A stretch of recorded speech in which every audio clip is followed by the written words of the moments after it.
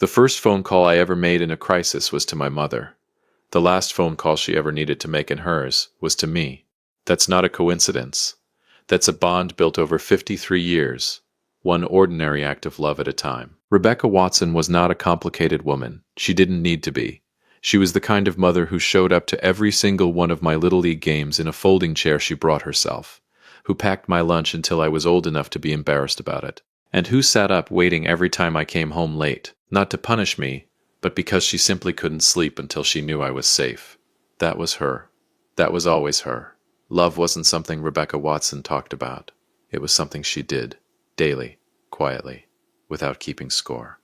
When my father passed, 12 years ago, a Wednesday morning in November, the kind of day that permanently changes the color of a month, she didn't fall apart. She grieved the way she did everything else, with dignity, with her chin up. She sold one car to cover the funeral costs without telling me until it was done, kept the house running on a fixed income, and still managed to have a hot meal on the table every Sunday for anyone who showed up. She never once called me to say she was struggling. Not once. In 12 years. So understand, when Rebecca Watson called me at 7:42 on a Wednesday morning and said her chest felt funny, I didn't hesitate. I didn't calculate. I didn't weigh my options because 53 years of that woman's love doesn't produce a man who hesitates. It produces a man who moves. Immediately. Without question. Without condition. What it doesn't prepare you for is the person standing between you and the door. Welcome to Dad's Raw Revenge. Get settled, because this one is going to take you somewhere. Drop a comment and let me know where you're watching from. Hit that like button and make sure you're subscribed. Trust me, you're going to love it here. Let me back up. My name is Wesley Watson. I'm 53 years old.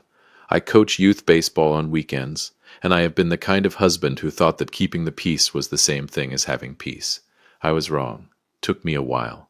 But I got there. It was a Wednesday, January 14th, 7:42 in the morning. I remember the exact time because I was standing in the kitchen watching the coffee drip. Slowly, like it too, didn't want the day to start, when my phone buzzed on the counter. Mom. I picked up on the second ring. Wesley. Her voice was thin, not her usual voice. Rebecca Watson didn't do thin. This woman had survived a husband, a recession, and a hip replacement without asking anyone for a single thing. Mom, you okay? I didn't want to bother you. There it is, 82 years old and still apologizing for existing. Funny how, I said, already moving toward the hallway. Just tight, and my left arm keeps going. She stopped. Mom, I'm sure it's nothing. Mom, stop, I'm coming. I hung up and stood there for exactly 3 seconds. My car, a 2019 Chevy Silverado, was sitting at Kowalski's Auto on Flatbush Street. Alternator, they'd called yesterday. Wouldn't be ready until Friday at the earliest. Okay, think, Wesley, think. Eve's car. A silver Honda CR-V, sitting fat and unbothered in the driveway. Full tank. She'd filled it up herself on Monday. Eve was upstairs. I could hear the shower running. That long, luxurious 30-minute shower she took every morning like she was preparing for a photo shoot. I went to the bottom of the stairs. Eve. The shower kept running. Eve. The water stopped. A long pause. What? Not what is in concern. What is in this better be important. I need to borrow your car. My mom's having chest pains. I need to take her to St. Francis. I will be right back. Silence. Not the kind where someone is thinking. The kind where someone has already decided and is just deciding how to say it. She appeared at the top of the stairs 30 seconds later, towel on her head, robe tied at the waist, face completely unreadable. Wesley, I can't today. Eve, my mom's having chest pains. Her left arm. I heard you. She leaned against the doorframe, crossed her arms. Call an ambulance. She doesn't like ambulances. You know that. She had a bad experience when Dad, then call someone else. She was already turning back toward the bedroom. I have dinner with Joanne and the girls tonight, and I still have a full day of work. I'm not going to spend my whole day sitting in a hospital waiting room. I stood, completely still. Did she just... Eve. My voice came out quieter than I expected. Her left arm is going numb. She stopped, turned halfway, and looked at me with an expression I will never forget for the rest of my life. Not concern, not guilt, inconvenience. She's your mother, Wesley, not mine. A pause. Figure it out. Figure it out. She went back into the bedroom. The door didn't slam. That almost made it worse. A slam would have meant emotion. She just closed it gently, like she'd told me we were out of milk. Like an 82-year-old woman's left arm going numb was a minor scheduling conflict she didn't have room for. I stood there for a moment. Just a moment. Then I pulled out my phone. Clinton Webb lived 4 houses down on the same block. A retired union electrician, 71 years old, drove a well-kept older Honda Civic that had seen better days but never missed a morning. Just like its owner. He was the kind of man who still shook hands properly. He and my mother had known each other for over 20 years. He'd been at my father's funeral, front row. He picked up on the first ring. Wes. What's up, brother? Clinton, I need a favor. My mom's having chest pains. My truck's in the shop. Eve's car isn't available. Can you take us to St. Francis? Not even a pause. Give me 4 minutes. I'll pull up front. That's it. No negotiation. No conditions. No dinner plans to check. 4 minutes. I called Mom back immediately. I'm coming, Mom. Clinton's driving. You don't need to do anything, just unlock the front door and sit down. You hear me? Sit down. Wesley. I really don't want to make a fuss. Mom. Yes. Sit down. A small sound. Almost a laugh. Okay, baby. Clinton pulled up in 3 minutes and 40 seconds. I counted. The drive to St. Francis Hospital on Woodland Street took 9 minutes. Mom sat in the back with me, her small hand in both of mine, wearing her good blue coat like she was going somewhere important. Because she was. She kept apologizing the whole way there. I'm sorry to drag you out, Clinton. It's nothing. I was just watching the news anyway. Was it anything good? Nothing ever is. She laughed, actually laughed, and I looked out the window at the Hartford morning, and I felt 2 things at the exact same time. Gratitude. For Clinton. And something else. Something cold and quiet. For Eve. I didn't examine it yet. I just let it sit there. St. Francis was busy for a Wednesday morning. We checked in at the ER at 8:27 a.m. A nurse named Beverly, broad shoulders, no nonsense, the kind of woman who'd seen everything twice, got Mom into a room within 15 minutes. The doctor on call was a tall man named Dr. Raymond Cole. Calm voice. Deliberate hands. He didn't rush. Mrs. Watson, I want to run an EKG and check your enzyme levels. The symptoms you're describing, we don't ignore those at your age. Mom looked at me. Her eyes were asking me if she should be scared. Do whatever he says, Mom, I told her. She nodded. Then she reached up and touched my face. You came, she said, simply, like she hadn't been completely sure I would. That nearly broke me. Mom, I'll always come. She patted my cheek twice, lay back on the pillow, and closed her eyes. I sat in that waiting room for 2 hours and 40 minutes. Plastic chair, bad lighting, a TV mounted in the corner playing a game show on mute. I drank the worst coffee of my life from a machine near the elevator and didn't taste a single sip. Eve didn't text once. Not even, is she okay? At 11:04, Dr. Cole came out to find me. His face was measured, not alarmed, but serious. Mr. Watson, your mother had what we call a mild cardiac event. Not a full heart attack, but her body was warning her. We want to keep her for observation, run a few more tests, adjust her medications. But she's stable? She's stable. She's also asking if there's a television in her room. I laughed, actually laughed. That's her. Can I go see her? Give us 20 minutes to get her settled. I sat back down, put my elbows on my knees, stared at the floor. Figure it out, Eve had said. Figure it out. While she went to dinner with Joanne and the girls. While her mother-in-law's heart was sending distress signals. I figured it out all right. I pulled out my phone and called Clinton, who'd waited in the parking lot the entire time like the man he was. She's stable, I told him. Thank God, he said. And he meant it. Clinton, thank you. Wes. His voice was firm, gentle. That's what people do. I let that sentence sit in the air for a moment. Some people. I stayed with Mom until 4 p.m. We watched half a game show, with sound this time. And she beat me twice at a word game she made up on the spot involving hospital equipment and state capitals. She was sharper than me on her worst day. Always had been. At 3:47, just before I left, she took my hand again. Wesley. Her voice had shifted. That thin morning voice was gone. This was her other voice, the one she used when she meant something. Yeah, Mom.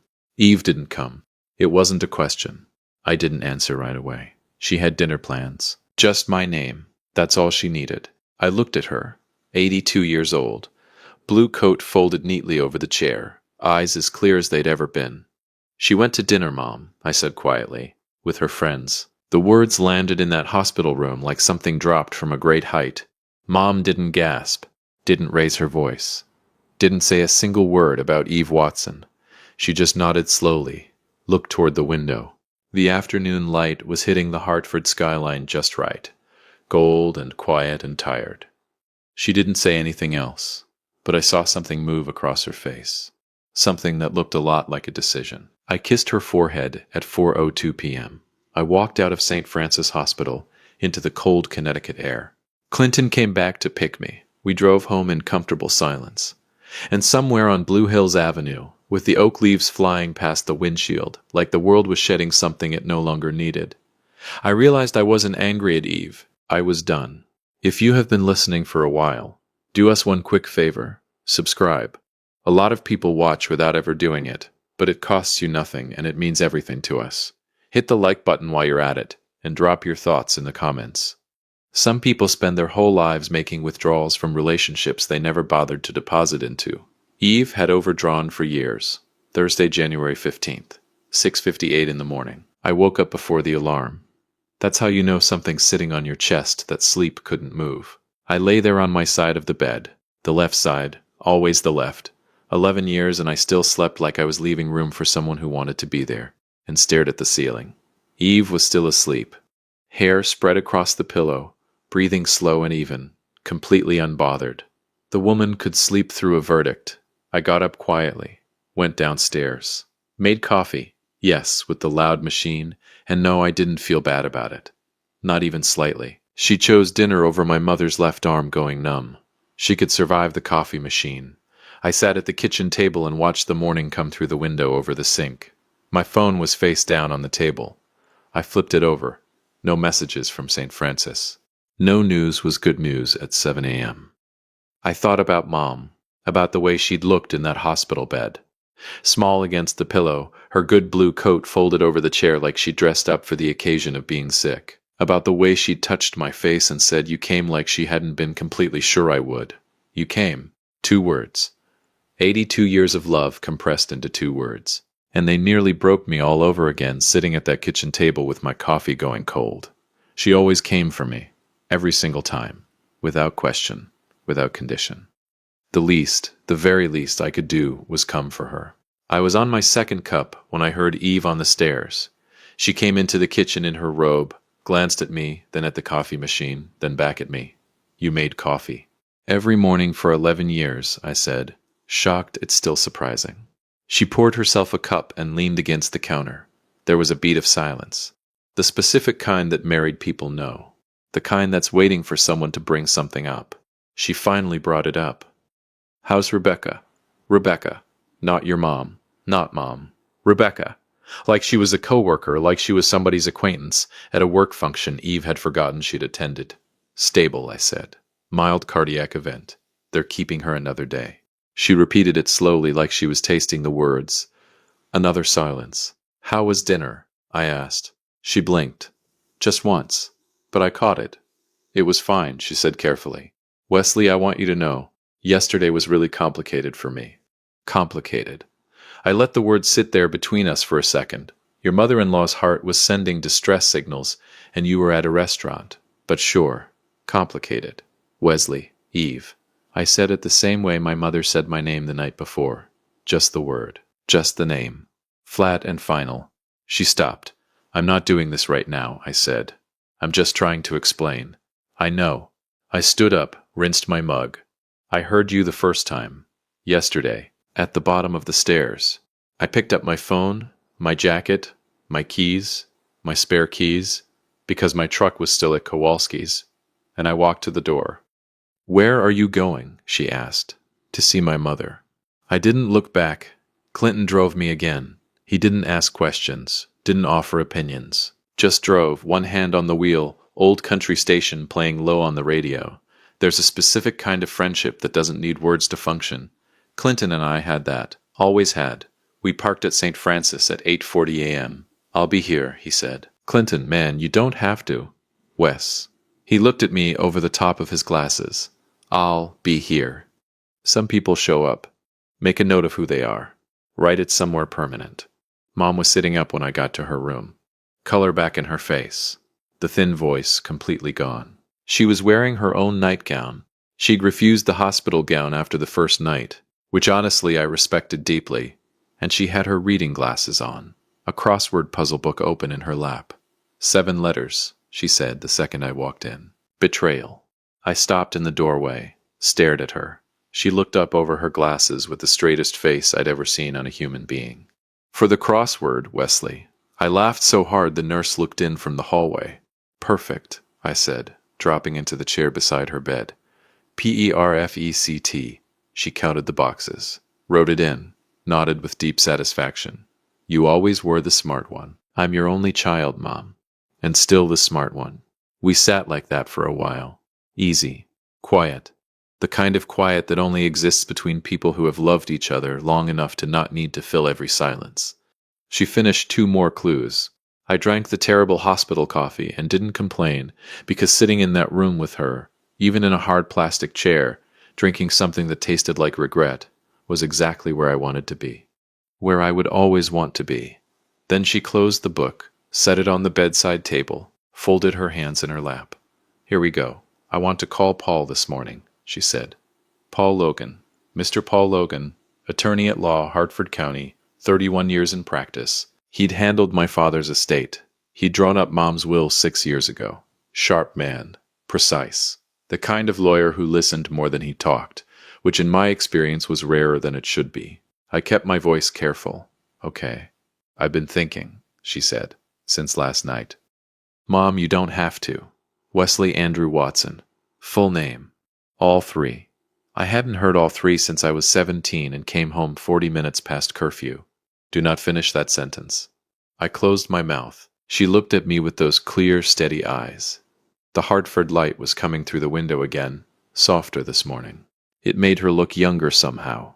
Or maybe it just made her look exactly like herself, exactly like the woman who had packed my lunch and sat up waiting, and sold a car without telling me, and made Sunday dinners for 34 years on Maplewood Drive. My mother, the most constant thing in my life. "I've worked my whole life," she said quietly. "Your father and I, we scrimped and saved and went without, so that what we built would mean something. So it would go somewhere that mattered." A pause. "To people who showed up. I didn't say a word.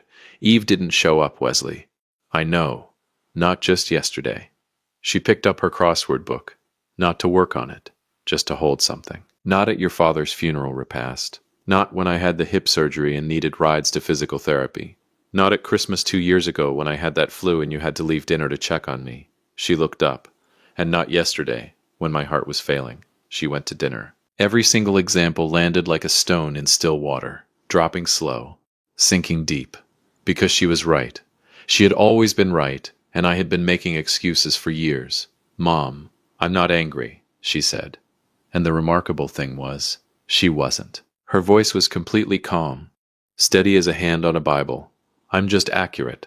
She reached for her phone on the bedside table, found the small folded piece of paper from inside her glasses case. A phone number, written in her handwriting, neat and deliberate. "Mr. Paul Logan, direct line." She'd come prepared. My mother didn't make impulsive decisions. This had been building longer than one hospital stay. "Do you want me to step out?" I asked. She considered it for a moment. Then, "No. Stay. Stay." One word, and everything in me went still and grateful. She dialed at 9:22 a.m. He picked up on the second ring. "Paul Logan." "Paul, it's Rebecca Watson. I hope I'm not catching you early." "Mrs. Watson." His voice warmed immediately. "Never too early for you. How are you?" "I'm in the hospital, actually." "St. Francis." A brief pause. "I'm sorry to hear that. Serious?" "Serious enough to make me think clearly," she said. And even in that moment, even calling her lawyer from a hospital bed the morning after a cardiac event, there was dignity in her voice. Grace. The kind that can't be performed. The kind that gets built over 82 years of doing the right thing even when it costs something. Paul, I need to update my documents. The will specifically. Silence on his end. Professional silence, absorbing, not stalling. Of course. Do you want me to come to you, or... Please. Today, if possible. I have some very specific changes in mind. I can be there by 2 o'clock. Perfect. She glanced at me. My son will be here. Very good, Mrs. Watson. I'll see you at 2. She hung up, set the phone down, picked up her crossword again. Just like that. Like she hadn't just changed everything. Like she hadn't just loved me in the most powerful, permanent way a mother could. I sat there for a moment, throat tight, eyes steady, barely. Mom. My voice came out quieter than I intended. You don't have to do this for me. She didn't look up from the crossword. I'm not doing it for you, Wesley. She filled in a letter. Calm. Deliberate. I'm doing it because I've earned the right to decide where my life's work goes. And I've decided. She looked up over her glasses. Any other questions? I had approximately 40. I asked 0. No, ma'am. Good. She went back to the puzzle. Now go find me something edible from that cafeteria. Whatever they've been bringing me for breakfast tastes like a decision someone regretted. And for just a second, just one, I looked at her. This small, sharp, magnificent woman, in her own nightgown, in a Hartford hospital room, filling in crossword answers like the world owed her nothing, and she owed it everything. And I thought, I have spent 53 years trying to be worthy of her. I hope I'm getting there. Mr. Paul Logan arrived at 1:58 p.m. Charcoal suit, leather briefcase, silver hair cut close. He shook my hand firmly, nodded like a man who understood the weight of rooms, and sat down across from my mother with a yellow legal pad and a pen that probably cost more than my alternator. I sat in the corner, quiet, still, a witness. The conversation between them lasted 47 minutes. I won't put every word here. Some things deserve their privacy. But I will tell you this. By the time Paul Logan clicked his pen closed and tucked his legal pad back into that briefcase, the document that Eve Watson had been silently counting on for 11 years of marriage had been fundamentally, irrevocably, and legally rewritten. The house on Maplewood Drive that Mom owned outright, paid off in 2009, Wesley. The investment accounts my father had spent 30 years building. Wesley. The jewelry. The furniture. The 1967 Ford Mustang that still ran perfectly and lived under a cover in her garage. The car my father had spent 4 years restoring with his own hands. The car that smelled like him on warm days when you opened the garage door. Wesley. And $20,000 earmarked specifically for the Hartford Animal Shelter on Brainerd Road. Because Rebecca Watson had volunteered there every third Saturday for 11 years. Because that's the kind of woman she was. Eve's name appeared exactly 0 times. Not my problem, someone had once said. Turns out, correct. When Logan stood to leave, he shook my hand again at the door. Your mother, he said quietly, looking back at her across the room. Already back to her crossword, already unbothered, already completely herself, is one of the sharpest people I've met in 31 years of practice. I looked at her too. Yeah, I said. I know. I've always known. I left the hospital at 4:30 p.m. Clinton was around to take me home. I got in, closed the door. He looked at me, read my face the way old friends do, not searching for information, just checking that you're still standing. Everything okay? Yeah, I said quietly. Everything's exactly the way it should be. He nodded. Put it in drive.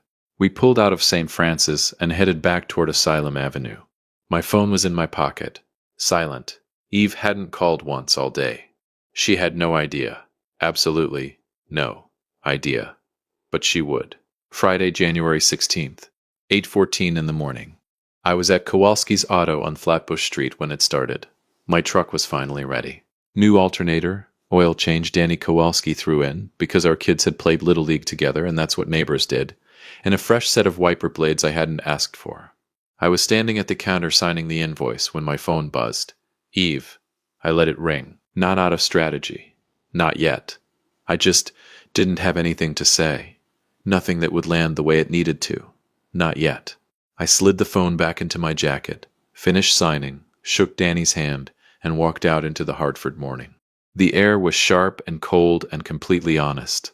I started the engine, let it warm up, sat there watching my breath fog the windshield, and thought about Mom, about bringing her home to Maplewood Drive where she belonged, about getting her settled in her kitchen with her tea and her crossword and her dignity fully intact.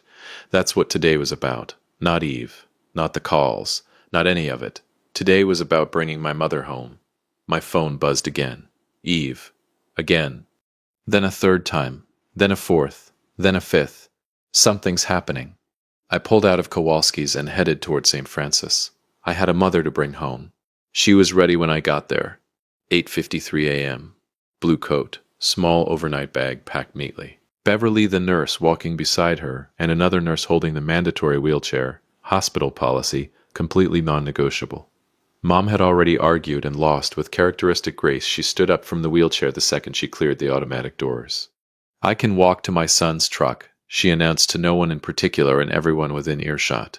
"I had a cardiac event, not a personality removal." Beverly laughed. The real kind, not the professional kind. She took Mom's hand in both of hers and held it for a moment. "You take care of yourself, Mrs. Watson." "I always do, baby." Mom squeezed her hand. "You're a good one. Don't let anybody tell you different." Beverly pressed her lips together. Looked like she was fighting something. Then she nodded and stepped back. Even in a hospital gown, metaphorically speaking, my mother left people better than she found them. I held the passenger door open. She climbed in slowly, carefully but independently, which mattered to her more than any medication, any instruction, any doctor's order. Her independence was the last thing she'd surrender, and we both knew it. I closed the door, walked around, got in. She looked at my phone sitting face up in the cup holder, lighting up every 30 seconds. Eve, Eve, Eve. 11 missed calls before 9 in the morning. Mom said nothing, just put on her seatbelt and smiled, faintly, out the window, like someone who had made a decision and was completely at peace with it. I got her home to Maplewood Drive first. The white colonial with the green shutters sat quiet and familiar at the end of the block. The house where I'd learned to ride a bike in the driveway, where I'd done homework at the kitchen table, where my father had built a life brick by careful brick and left it standing when he went. The oak tree in the front yard had dropped most of its leaves. The porch was swept clean. The welcome mat said home in faded letters that had been there so long. Neither of us noticed it anymore. But I noticed it today. I got her inside, made her tea, the specific kind chamomile bag steeped for exactly 4 minutes because she'd told me once and I'd never forgotten. Checked the thermostat, checked the refrigerator. Went through the new medications from Dr. Cole one by one, reading the labels out loud while she listened with her hands wrapped around her mug. Wesley. This one's for the blood pressure, twice a day with food. She was watching me from across the kitchen table. The table where she'd made every birthday cake, where she'd helped me with algebra, where she'd sat the morning after my father died, and held my hand without saying a single word, because some things don't need words. "Sit down," she said softly. I sat. She reached across the table and covered my hand with both of hers. Her hands were small, warm. The hands that had packed my lunch and buttoned my coat and waved from the bleachers and held mine in the back seat of Clinton's truck on the way to this same hospital 2 days ago. These hands had been showing up for me for 53 years. "I need you to hear me," she said. "I'm listening, Mom. What I did, the will, I didn't do it to punish Eve." Her eyes were steady, clear, no anger in them, no bitterness, just truth the way she always delivered it, plain and warm and completely unmovable. "I did it because it was right, because your father and I built something together and it belongs with someone who understands what building something together actually means." She squeezed my hand once. "You understand that?" I did. I understood it in my bones. And Wesley, her voice dropped just slightly, not softer, more deliberate. "I need you to think about your life, not about the money, not about any of this." She gestured vaguely at nothing, at everything. "About whether you are happy, about whether you are loved the way you deserve to be loved." She looked at me for a long moment. "Because you have been showing up alone for a very long time, baby. And a man like you, a man who shows up, deserves someone standing next to him when he does." The kitchen was absolutely still. Outside on Maplewood Drive, a car passed slowly. The refrigerator hummed. Somewhere down the block, a dog barked twice and went quiet. Everything she said was true. Every single word. My throat tightened. My eyes burned just slightly at the corners. I didn't look away from her. "Yeah," I said. and my voice came out rough and quiet and completely honest. I know, Mom. She nodded once, slowly, like that was exactly what she needed to hear. Then she patted my hand twice, the same way she'd patted my cheek in the hospital room 2 days ago, and released it. Good. She picked up her tea, took a sip, set it back down. Now, are you going to answer that phone or not? My phone was buzzing on the table between us. Eve, call number 29. I looked at it, looked at Mom. She raised one eyebrow. I picked up the phone, turned it face down, let it buzz against the wood until it stopped. Not yet, I said. The corner of her mouth moved, just barely. Not yet, she repeated quietly, like she was tasting the patience in it. I'll check on you tonight, I told her, and tomorrow morning, and every morning after that. She waved a hand. I know you will. I mean it, Mom. Wesley. She looked at me over her glasses. She'd put them back on at some point without me noticing. I know you mean it. You have always meant it. I left Maplewood Drive at 1:15 p.m., drove home to Asylum Avenue, parked in the driveway behind Eve's silver CRV, sat in my truck for a full minute. 34 missed calls. 34. I went inside. Eve was in the living room, perched on the edge of the couch in her work clothes, both hands wrapped around her phone like it was the only solid thing left. She looked up the second I walked through the door. Her eyes were raw, sleepless. Something in her face had shifted in a way I hadn't seen before. The careful composure she wore like a second skin had cracked, and underneath it was something that looked a lot like a woman who had spent the entire day realizing exactly what she'd done. Good, said something quiet in the back of my mind. Stay there a while, Wesley. She stood up immediately. I've been calling you all day. I know, I said. I set my keys on the hook by the door, and I thought about Wednesday night, about my mom lying in that hospital bed with monitors on her chest and an IV in her arm, about the EKG, about the enzyme levels, about Dr. Cole's measured face telling me her body had been warning her, and about Eve's dinner, and the girl's type, about the breadbasket getting passed while my mother's heart stuttered in the dark. I let that sit in my chest for exactly 1 second. Then I looked at my wife. Did you know? Her voice cracked on the last word. About the will? Did you know she was going to?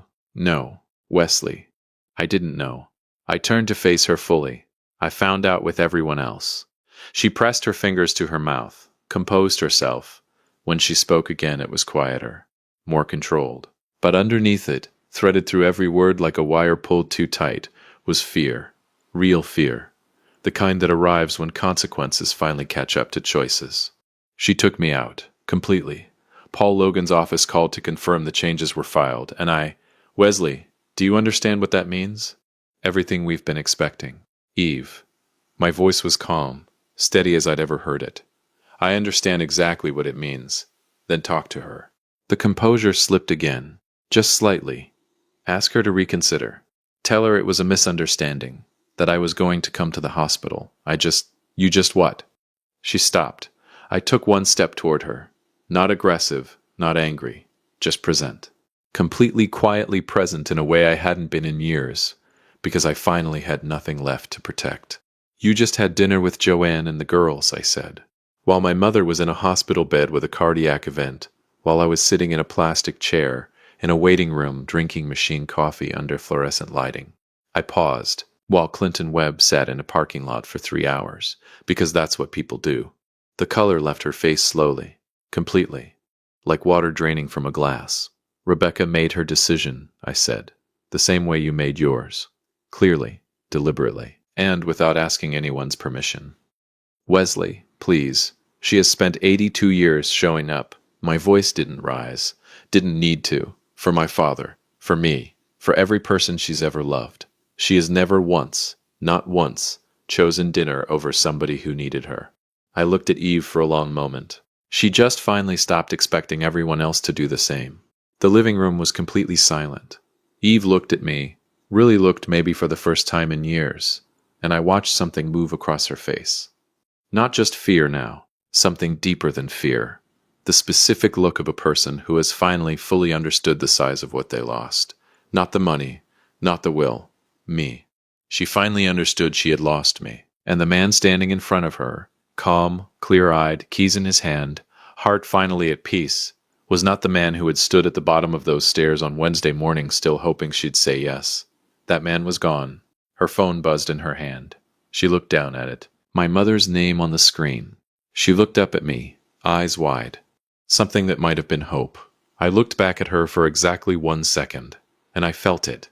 The last thread of something I'd been holding on to for 11 years finally going slack. Not with anger. With something quieter. With release. I picked up my keys from the hook. I'm going to check on my mother, I said. I opened the front door. The Hartford air hit me. Cold, clean, honest, and completely free. Oh, I said, turning back one final time. Eve stood in the middle of the living room, phone in hand, my mother's name glowing on the screen, 38 calls worth of consequence written into every line of her face. I looked at her for exactly 1 second, and I felt nothing but clarity. You should probably answer that. I closed the door behind me, and I exhaled. The kind of exhale that comes from somewhere so deep you didn't even know you'd been holding it. I stood on that porch for just a moment.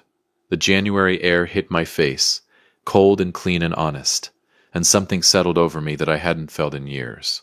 Clarity. Not anger, not bitterness, not the hot rush of a man who just had enough. Just clarity. The quiet, unmistakable clarity of a man who had finally, after years of telling himself things were fine, after years of smoothing things over and swallowing things down and sleeping on the left side of a bed, leaving room for someone who never moved toward him, finally seen his life exactly as it was. I had not been married for 11 years. I had been enduring for 11 years. There is a difference. And standing on that porch, with my mother's voice still in my ears, and Eve's face still in my mind, I finally understood it completely. The hospital didn't make me see it. Rebecca Watson lying in that hospital bed with a cardiac event while her daughter-in-law passed the breadbasket at dinner. That didn't plant a seed.